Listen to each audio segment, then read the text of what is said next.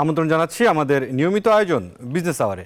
ব্যবসা বাণিজ্য আর অর্থনীতির খবর নিয়ে রবি থেকে বৃহস্পতিবার ঠিক দুপুর 1টায় প্রচারিত হচ্ছে এই অনুষ্ঠান। আয়োজনে থাকছে দেশ বিদেশের ব্যবসা বাণিজ্যের সবশেষ খবর ও খবরের বিশ্লেষণ। এছাড়াও আছে শেয়ার বাজার ও মুদ্রা বাজারের আপডেট। আজ পুরো সময় আপনাদের সাথে আছি আমি মুরসালিন হক জুনায়েদ। চলতি বছরের নভেম্বরে মূল্যস্ফীতি বেড়ে 11.38% হয়েছে, যা 4 মাসের মধ্যে সর্বোচ্চ। বৃহস্পতিবার বাংলাদেশ পরিসংখ্যান ব্যুরো বিবিএস এর দেয়া তথ্য অনুযায়ী গত মাসে খাদ্য মূল্যস্ফীতি বেড়ে 13.80% হয়েছে, যা এক মাস আগে ছিল 12.66%। নভেম্বরে খাদ্য বহির্ভূত মূল্যস্ফীতি বেড়ে দাঁড়িয়েছে 9.39%, যা আগের মাসে ছিল 9.34%। এছাড়া নভেম্বরে গ্রামীণ এলাকায় মূল্যস্ফীতি ছিল 11.53%, অন্যদিকে নগর এলাকায় ছিল 11.37%। অন্যদিকে অক্টোবরে সার্বিক মূল্যস্ফীতি ছিল 10.87%।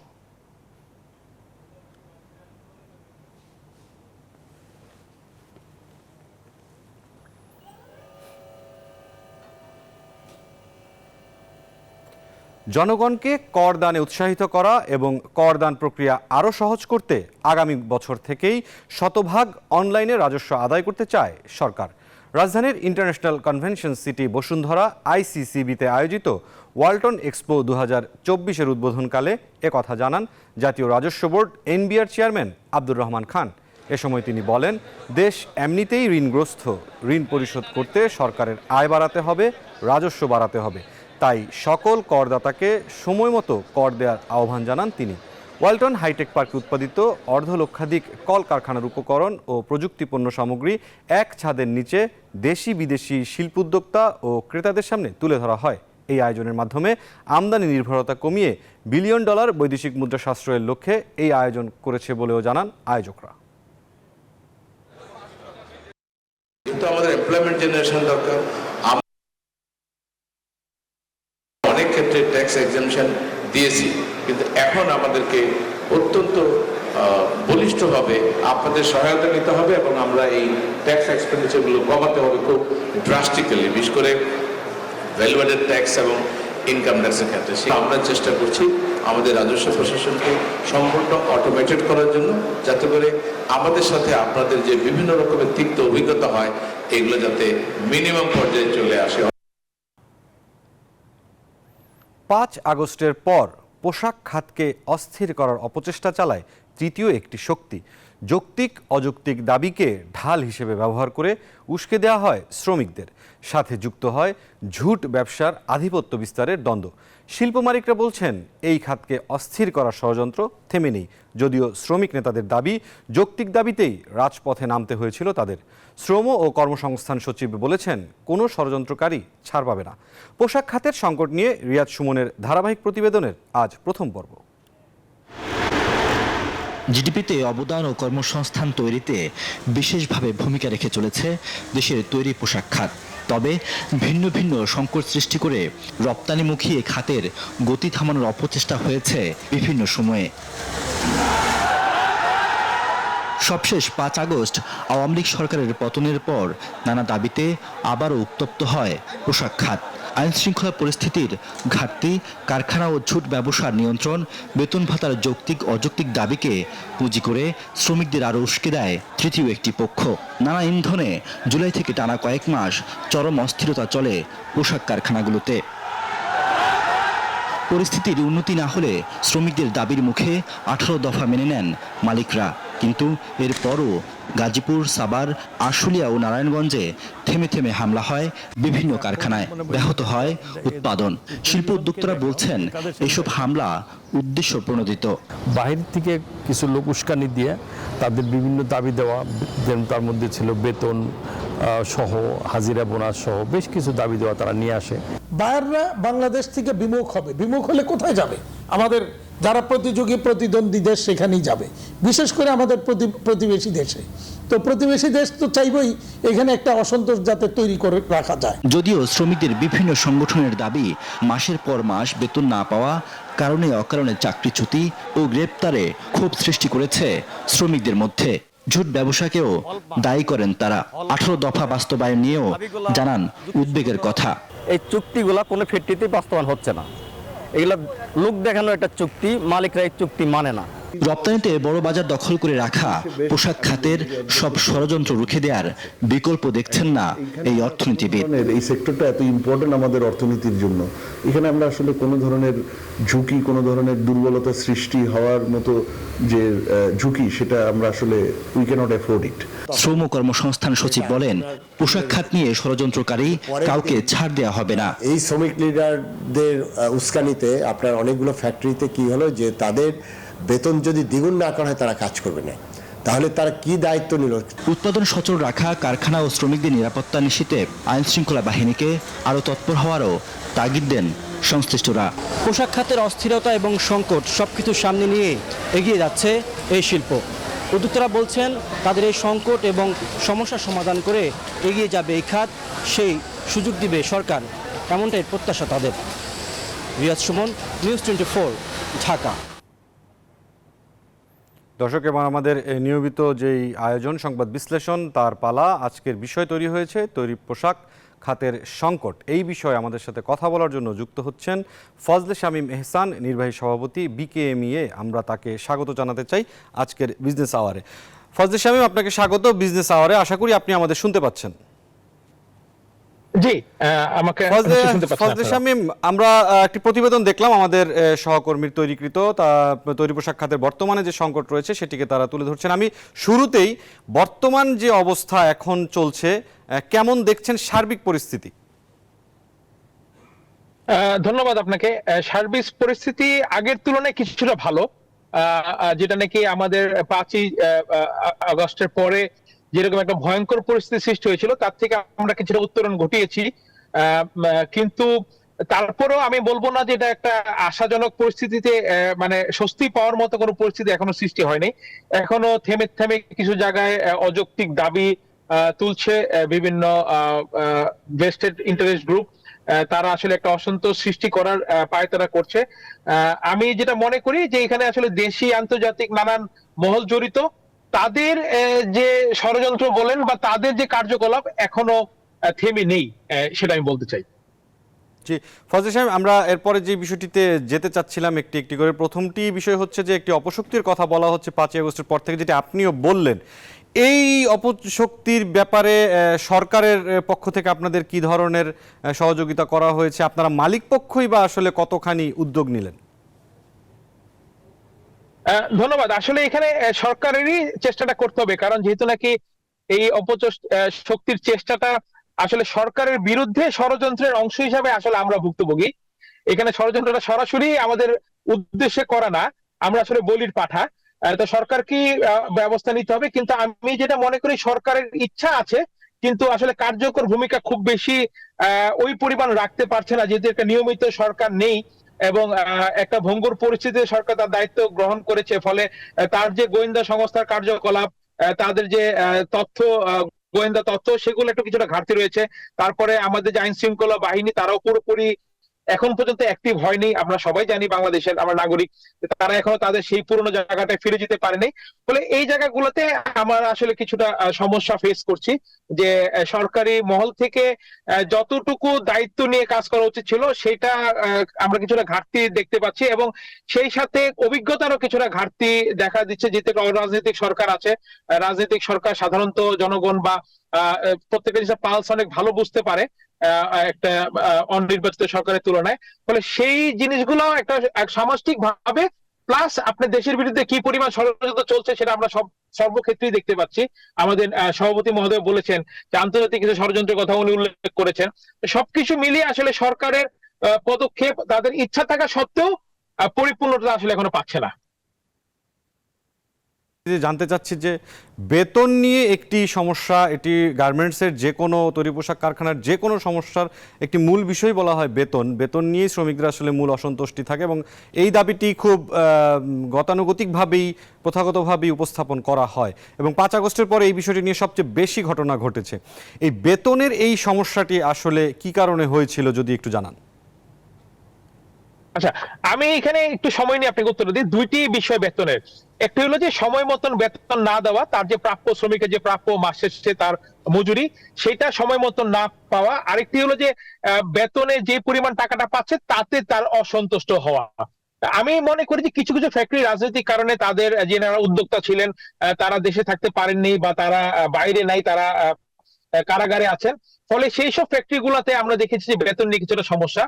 আবার কিছু ফ্যাক্টরিতে বেতন নিয়ে সমস্যা বিগত কয়েক বছর ধরে চলে আসছে। এই সুযোগে সরকারের একটি টালমাটাল অবস্থার পরিপ্রেক্ষিতে সেই কারখানাগুলোতে আবার নতুন করে আন্দোলনের সৃষ্টি হয়েছে, এবং এগুলা আন্দোলনটা যৌক্তিক হলেও আন্দোলনের ধরনটা ছিল আসলে অন্যায়।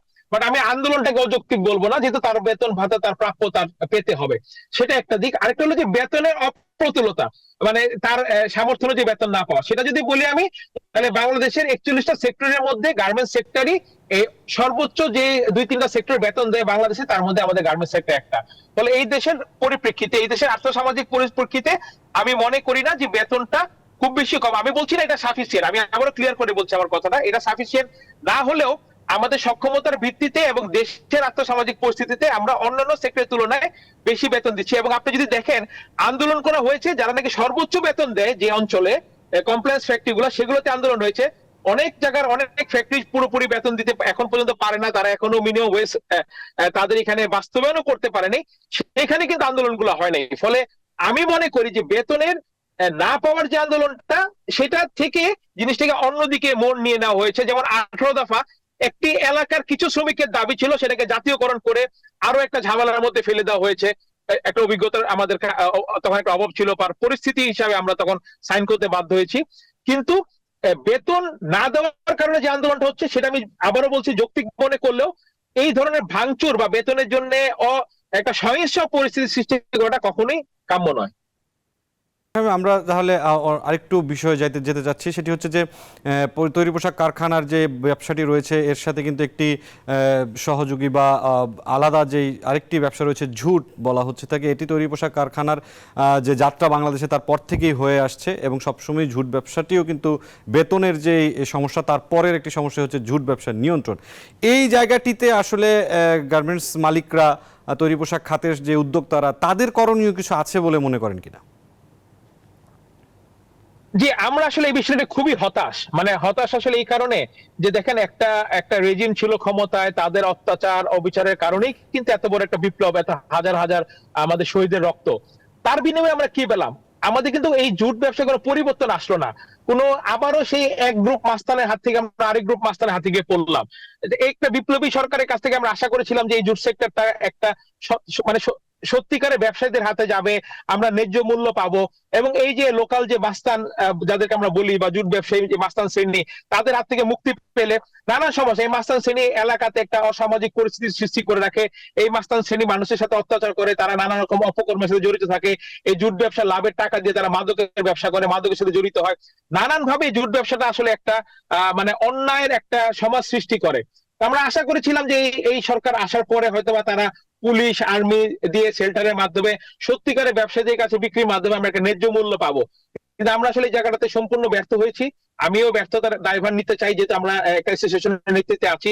আমরা আসলে আমাদের মালিকদেরকে যথাযথ প্রোটেকশন দিতে পারিনি বলেই আবারও আরেকটা গ্রুপের কাছে গিয়ে আমরা আসলে এক হাত থেকে আরেক হাত আসলে আমাদেরকে বিক্রি করে দেওয়া হয়েছে। কথা মানে যদি আমরা বাংলায় বলি, আমরা আসলে জুট ব্যবসা থেকে মুক্তি পাইনি। এবং আপনি সঠিক বলেছেন যে বেতনের পরপরই এই জুট ব্যবসায়ীরাই আসলে অনেকখানে তাদের ক্ষমতা প্রদর্শনের জন্য, তাদের কর্তৃত্ব দেখানোর জন্য অনেক এলাকায় ঝামেলা সৃষ্টি করে, পরে নিজেরাই সমাধান করে তারা ওই এলাকার জুট ব্যবসাটাকে নিয়ন্ত্রণে নেয়।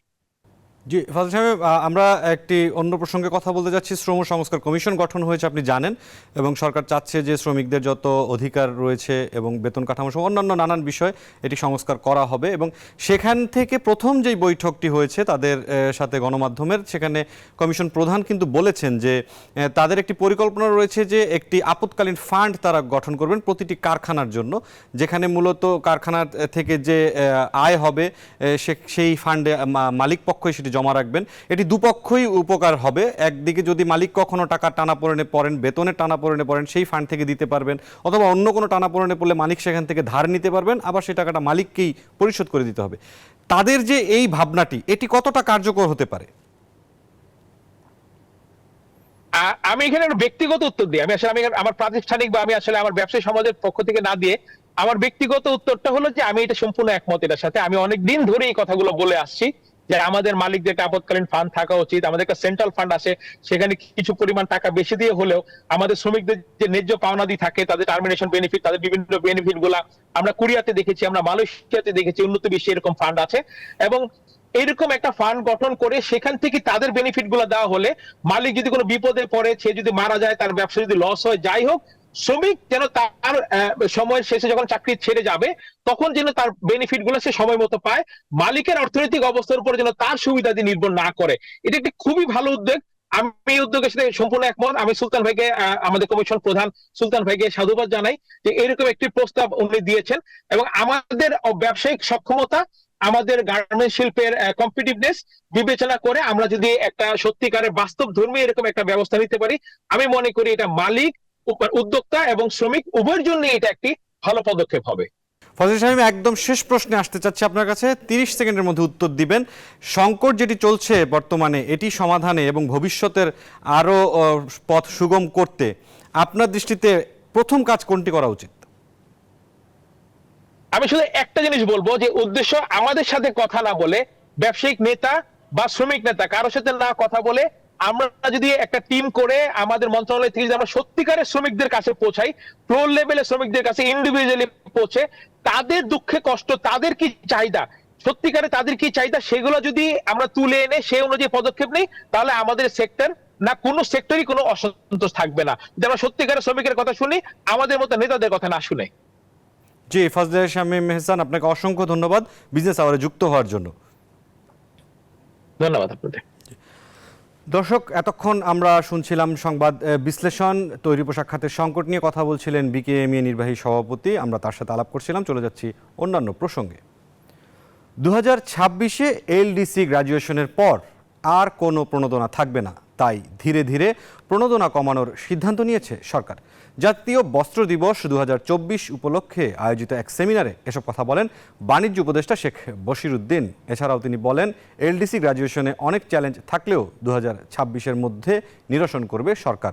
আওয়ামী সরকারের আমলে ব্যাংক খাতে দুর্বৃত্তায়নের পরিণতি ভোগ করছে দেশের অর্থনীতি। তিনি বলেন, তথ্যের অস্থিরতা তৈরি করা যাবে না, এই খাতে বিদেশি কর্মী কমিয়ে দেশীয় কর্মী বাড়াতে হবে। প্রতিষ্ঠানগুলো উপযুক্ত প্রস্তাব নিয়ে আসলে মন্ত্রণালয় সহায়তা করবে। আপনার কাছে ইনসেন্টিভ থাকবে না, এটা একটা সমস্যা। আরেকটা সমস্যা হচ্ছে আপনি যে বাজারে যাবেন, ওই বাজারেও আপনাকে শুল্ক কর দিয়ে প্রবেশ করতে হবে, যেখানে আপনি আজকে শুল্ক করহীনভাবে প্রবেশ করতে পারছেন।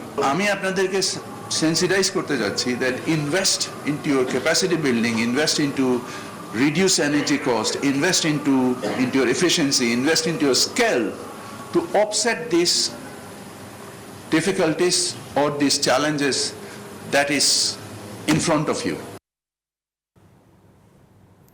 নভেম্বরে দেশে রপ্তানি আয় এসেছে $411 কোটি 97 লাখ। বছর ব্যবধানে আয় বেড়েছে 15.63%। বুধবার রপ্তানি উন্নয়ন ব্যুরো ইপিবির দেয়া হিসেবে এ তথ্য উঠে এসেছে।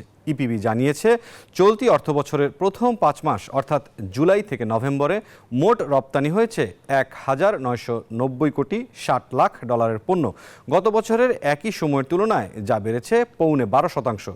নভেম্বরে শুধু তৈরি পোশাক খাতে রপ্তানি আয় এসেছে 330 কোটি 62 লাখ ডলার। বছর ব্যবধানে পোশাক খাতে প্রবৃদ্ধি হয়েছে 16.25%। রপ্তানিতে সবচেয়ে বেশি 21% প্রবৃদ্ধি হোম টেক্সটাইলে। প্রবৃদ্ধি কিছুটা কমেছে চামড়া ও চামড়াজাত পণ্যের পরিমাণ।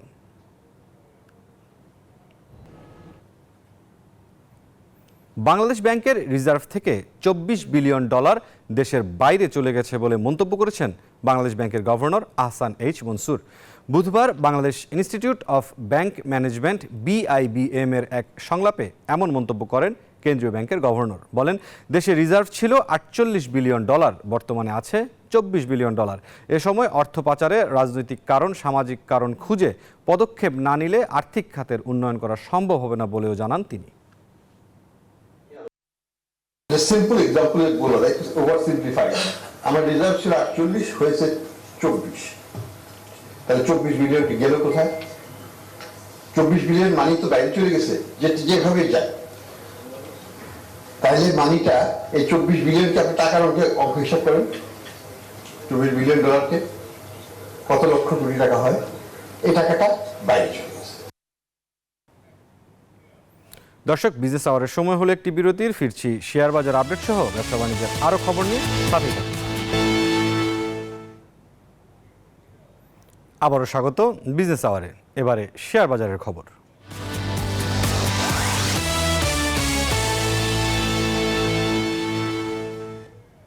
দর্শক, প্রতিদিনের মতো আজও আমরা ঢাকা স্টক এক্সচেঞ্জের ওয়েবসাইটের মাধ্যমে এই মুহূর্তে পুঁজিবাজারের সবশেষ পরিস্থিতি জেনে নিতে চাই, আমরা দেখে নিতে চাই। ঢাকা স্টক এক্সচেঞ্জের ওয়েবসাইট এখন পর্যন্ত যে বিষয়টি দেখা যাচ্ছে, পুঁজিবাজার পুরোপুরি নিম্নমুখী প্রবণতার মধ্যেই রয়েছে। ডিএসই এক্স ইন্ডেক্স 23 পয়েন্ট কমে গিয়েছে, সূচক দাঁড়িয়ে আছে 5215 পয়েন্টে। সরিয়া ভিত্তিক ইন্ডেক্স 5 পয়েন্ট কমে 1166 পয়েন্ট দাঁড়িয়ে আছে সূচক, এবং বিশেষায়িত 30টি কোম্পানির শেয়ার এখন পর্যন্ত 7 পয়েন্ট কমে 1920 পয়েন্ট সূচক দাঁড়িয়ে আছে। এখন পর্যন্ত সর্বমোট 225 কোটি টাকার লেনদেন হয়েছে। হাত বদল হওয়া শেয়ার এবং মিউচুয়াল ফান্ড কোম্পানিগুলোর মধ্যে 73টি কোম্পানির শেয়ারের দাম বেড়েছে, 268টি কোম্পানির দাম কমেছে এবং অপরিবর্তিত রয়েছে 42টি কোম্পানির শেয়ারের দাম।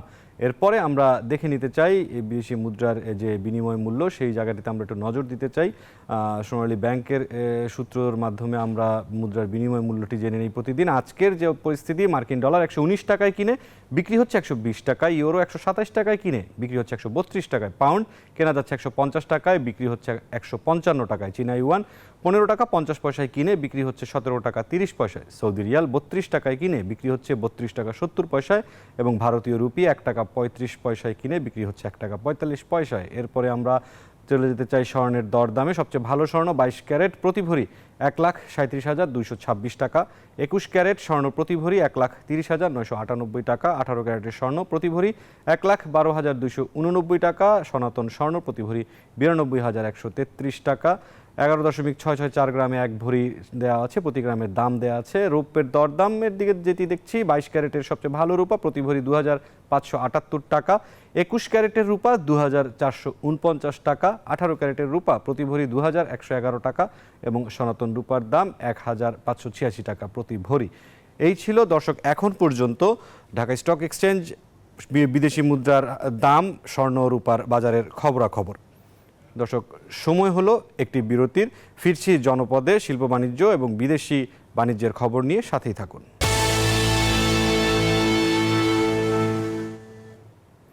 আবারও স্বাগত জানাচ্ছি বিজনেস আওয়ারে। এবারে বন্দর বাণিজ্যের খবর।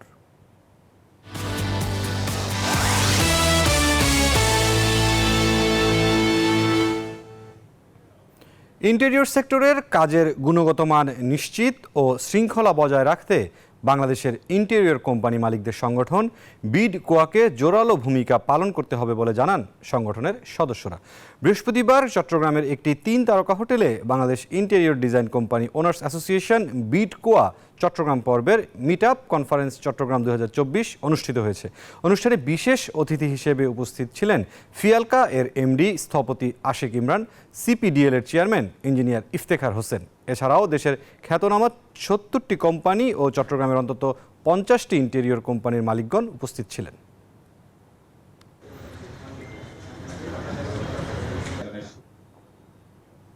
দর্শক, এবারে জনপদে শিল্প ও বাণিজ্যের খবর।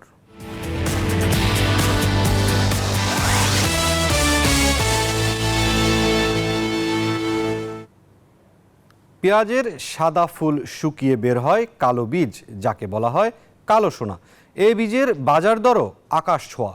পেঁয়াজের এই বীজ উৎপাদন করেই স্বাবলম্বী হয়েছেন ফরিদপুরের অনেক চাষি। এবারও লাভের আশায় বুক বাঁধছেন চাষিরা। উৎপাদন বাড়াতে কৃষকদের পরামর্শ দিয়ে পাশে থাকছে কৃষি বিভাগও। মাঠে মাঠে দোল খাচ্ছে পেঁয়াজের সাদা ফুল। নয়নাভিরাম এই ফুলের মাঝেই লুকিয়ে আছে কালো সোনাখ্যাত পেঁয়াজের বীজ। লাভজনক এই পেঁয়াজের বীজ উৎপাদনে ব্যস্ত সময় পার করছেন ফরিদপুরের চাষিরা। গুণে আর মানে উৎকৃষ্ট হওয়ায় এর ব্যাপক চাহিদা বাড়ায় দামও আকাশ ছোঁয়া। প্রতি কেজি বীজের দাম 7 থেকে 8 হাজার টাকা, আর প্রতিমন বীজের দাম 3,20,000 টাকা পর্যন্ত। লাভের আশায় এবারও বীজ উৎপাদন করছেন চাষিরা। ফলন ভালো হওয়ায়, বীজের ভালো দাম যাওয়ায় আমি এই বছরে জমির পরিমাণ বাড়াইছি প্রায় 100 একর জমিতে আমি পেঁয়াজের বীজ উৎপাদন করতেছি। 1 বিঘা জমিতে প্রায় 1.5 থেকে 2 লক্ষ টাকা খরচ হচ্ছে। এর কারণ হলো সার, ওষুধ, কীটনাশক এবং শ্রমিকের দাম বেশি। এই পেঁয়াজের বীজ চাষ করে কৃষকরা লাভবান হওয়ার পাশাপাশি কর্মসংস্থান হয়েছে অনেকের। পেঁয়াজ বীজ উৎপাদনে আগ্রহী হয়ে উঠছেন পার্শ্ববর্তী জেলার কৃষকরাও। ডেলি হাইজে যায় 500 টাকা করে, আমাদের খেয়ে দিয়ে ভালোই চলে। 15,000 টাকা বেতন পাই এবং খাওয়া পাই, থাকা পাই। দানার জন্য বিখ্যাত, আমরা যেন দেখতে আসি সরাসরি মাঠে। অভিজ্ঞতা অর্জন করছি যাতে আমাদের এলাকায় আমরা ঠিক এইভাবেই পেঁয়াজ চাষ করে আমরা পেঁয়াজের ঘাটতিটা পূরণ করতে পারি। দেশে পেঁয়াজের ঘাটতি পূরণের জন্য ভালো মানের পেঁয়াজ বীজ উৎপাদনে কৃষকদের সহযোগিতা করছে কৃষি বিভাগ। কৃষক দ্রুত এই ব্যাপারে মাঠে পদক্ষেপ গ্রহণ করছে এবং ডে বাই ডে আমাদের কিন্তু পেঁয়াজ উৎপাদন যে রোপণের যে বৃদ্ধি পাচ্ছে এবং আমরা আশা করি যে হারভেস্ট পিরিয়ডে যদি আবহাওয়া স্বাভাবিক অবস্থায় থাকে তাহলে আমাদের যে লক্ষ্যমাত্রা এই লক্ষ্যমাত্রা অর্জনের সামর্থ্য হবে। জেলায় এবছর 1820 হেক্টর জমিতে কালো পেঁয়াজ আবাদের লক্ষ্যমাত্রা নির্ধারণ করা হয়েছে, আর উৎপাদনে লক্ষ্যমাত্রা ধরা হয়েছে প্রায় 940 metric ton. Desk report, news 24। দিনাজপুরে আমন ধান ঘরে তুলতে না তুলতেই চাষিরা ব্যস্ত হয়ে পড়েছেন ভুট্টা আবাদে। খরচ ও শ্রম কম আর দাম বেশি পাওয়ায় কৃষকরা আগ্রহী হয়ে উঠছেন ভুট্টা চাষে। সব ধরনের পরামর্শ দিয়ে সহযোগিতা দিচ্ছে কৃষি অফিস। দিনাজপুর জেলার উত্তর গোবিন্দপুর গ্রামের কৃষক বাবুল ইসলাম আমন ধান ঘরে তোলার পরপরই ভুট্টার বীজ বপনে ব্যস্ত সময় পার করছেন তিনি। এবার তিনি 2 একর জমিতে ভুট্টার আবাদ করেছেন। আবহাওয়া অনুকূলে থাকলে এবং ভালো ফলন হলে একরে 150 মণ ভুট্টার ফলন আশা করছেন তিনি। খরচ বাদ দিয়ে 1 লাখ টাকা আয় হবে বলে জানান এই কৃষক। অন্যান্য ফসলের তুলনায় পানি সেচ, কীটনাশক ও শ্রম অনেক কম লাগায় ভুট্টা চাষে আগ্রহী তিনি। আমন ধান কাটে আমরা ভুট্টা চাষ করতেছি। ভুট্টা চাষ করলে আমাদের এতে লাভ হচ্ছে যে আমরা ফলনে বেশি পাই এবং পানি ছাকা কম লাগে, খরচ কম লাগে। আমরা এই জন্য ভুট্টা চাষটা করি। ভুট্টার দাম আমরা বেশি পাই, ধানের দাম কম, তারপর ভুট্টা রাখেও বেচা যায়। আর ধানের তো সিন্ডিকেট হয়ে যায়, ধানের দাম কম হয়। আমি একজন ছাত্র, লেখাপড়ার পাশাপাশি বাবা মার সাথে ভুট্টা চাষে সহযোগিতা করতেছি। কৃষি কর্মকর্তা বলছেন ভালো ফলনের জন্য সব ধরনের সহযোগিতা দিচ্ছে কৃষি বিভাগ। কৃষি বিভাগ সবসময় চেষ্টা করতেছি যেন 2 ফসলি জমিকে 3 ফসলি করা যায়, 3 ফসলিকে 4 ফসলি করা যায়। এই জন্য আমরা সবসময় কৃষক ভাইদের সঙ্গে মাঠে বিচরণ করতেছি। দিনাজপুর জেলায় চলতি মৌসুমে ভুট্টা আবাদের লক্ষ্যমাত্রা ধরা হয়েছে 75,752 হেক্টর জমিতে। Desk report, news 24। গত মৌসুমে ভালো দাম পাওয়ায় শীত মৌসুমে বোরো ধানের জমিগুলোতে এবার ভুট্টা চাষে ঝুঁকেছেন ঝিনাইদহের চাষিরা। আবহাওয়া ঠিক থাকলে ভুট্টার ভালো ফলনের আশা করছেন তারা। লক্ষ্যমাত্রা অতিক্রম করবে বলে মনে করছে কৃষি বিভাগ। শেখ রুহুল আমিনের তথ্য চিত্রে ডেস্ক রিপোর্ট। কোথাও রোপণ হচ্ছে ভুট্টার চারা, কোথাও আবার মাঠের পরিচর্যা করছেন কৃষক, আবার কোথাও জমিতে সেচ দিচ্ছেন তারা। চাষিরা বলছেন সুপার শাইন, এলিট, বায়ার, উত্তরণ ও 9217 সহ বিভিন্ন উচ্চ ফলনশীল জাতের ভুট্টার চাষ বেশি হয়েছে। চাষিরা জানান সেচ, সার ও খরচ কম আর লাভ বেশি হওয়ায় ভুট্টা চাষ করেছেন তারা। ধানের তো অনেক খরচ আছে, প্রতিদিন পানি লাগে, তার পাশে হলো নিড়ানো কুড়ানো, তার পাশ কাটাকুটা। আর ভুট্টাই হলো লাগাতে পারলে 2-3টা জন হলে 1 বিঘা ভুট্টা লাগানো হয়ে যায়। 1 বিঘা হইতে ভুট্টা চাষে 20 থেকে 22 টাকা খরচ হয়। ধানের থেকে ভুট্টাই পড়তা বেশি। 1 বিঘা বইতে 80 মণ ভুট্টা হয়, এই জন্য মানুষ ভুট্টা করে ধানের চেয়ে। 1 বিঘা বইতে দেখা যাচ্ছে 30-35,000 40,000 টাকা লাভ হবে। কৃষি বিভাগ বলছে নিয়মিত পরামর্শ দেয়া হচ্ছে ভুট্টা চাষিদের। আমরা কৃষি সম্প্রসারণ অধিদপ্তর কৃষকের পাশে থেকে ভুট্টার যে সকল রোগ বালাই রয়েছে সেগুলো দমনের ক্ষেত্রে কৃষকদেরকে পরামর্শ দিয়ে আসছি এবং আমরা আশাবাদী যে ভুট্টার আবাদ আরও বাড়বে। এবছর সদর উপজেলায় ভুট্টার আবাদ হচ্ছে 3800 হেক্টর জমিতে। Desk report, news 24। এবারে বিশ্ব বাণিজ্যের খবর।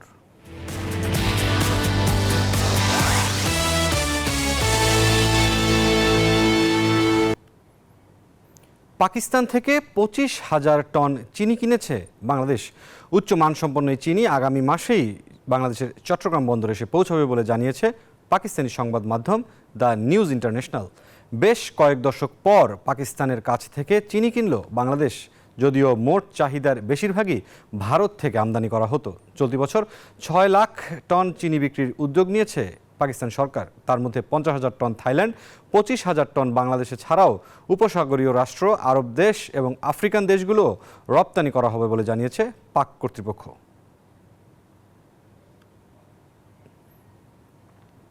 এবার ভারতে নৌ পরিবহনে ডিজিটাল সেবা চালু করল বিশ্বের অন্যতম রাইড শেয়ারিং প্রতিষ্ঠান উবার।